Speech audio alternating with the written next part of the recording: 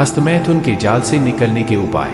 हस्तमैथुन एक ऐसा जाल है, इससे निकलने के लिए बड़े बड़े को पसीने छूट जाते हैं, लेकिन मैं आपको कुछ ऐसे उपाय बताऊंगा जिससे हस्तमैथुन चुटकियों में छोड़ सकते हैं। लेकिन जो चीज बताया जाएगा बस आप उसको फॉलो करते रहना है।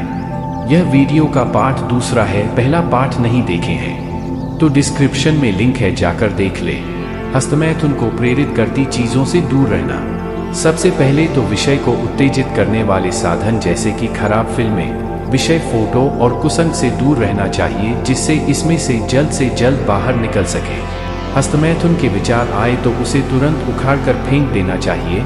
जरा भी आकर्षण हुआ वहां विरोध दिखाना चाहिए और बहुत माफी मांगना चाहिए। ऐसी भूल को एक बार के लिए अहंकार करके भी खत्म कर देना चाहिए कि ऐसा करना ही नहीं है। कल्पना की लिंक को तोड़ डालो। विषय विकारी कल्पना चालू हो जाए तब अगर जो शुरुआत की स्टेज में ही उसकी लिंक तोड़ दी जाए तो फिर कल्पना का थिएटर आगे नहीं बढ़ता। मन को डाइवर्ट करो।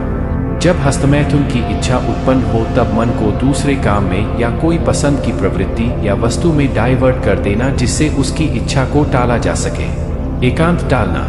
हस्तमैथुन में से बाहर निकलने के लिए जिस वक्त उसका विचार आए तब परिस्थिति बदल डालना या एकांत टालना अति आवश्यक है। इस तरह हस्तमैथुन करने के विचार रुक जाएंगे। दृढ़ निश्चय करो। हस्तमैथुन में से निकलना हो तो पक्का यानी कि दृढ़ निश्चय होना जरूरी है।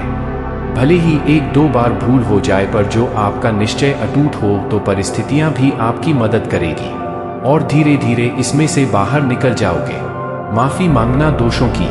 हस्तमैथुन के कारण हुई जीव हिंसा के लिए और जिस व्यक्ति के लिए कल्पना करके हस्तमैथुन किया हो, उसके अंदर बैठे हुए भगवान के पास सच्चे दिल से माफी मांगनी और फिर से ऐसे कभी भी ना हो ऐसा दृढ़ निश्चय करना चाहिए। मांगना शक्ति भगवान के पास।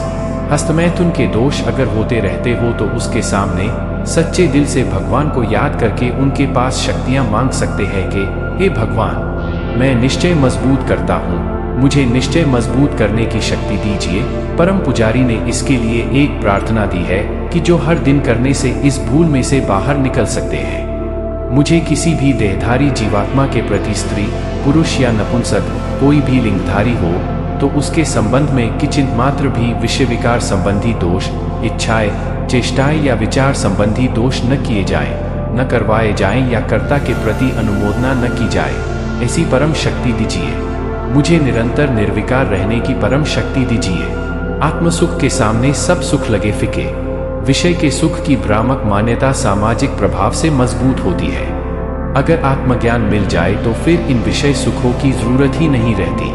जैसे जलेबी खाने के बाद चाय फीकी लगती है, उसी तरह ज्ञानियों ने, तीर्थंकरों ने इस जगत को जो आत्मसुख चखाया है उसके सामने विषय सुख बेस्वाद ही लगते हैं।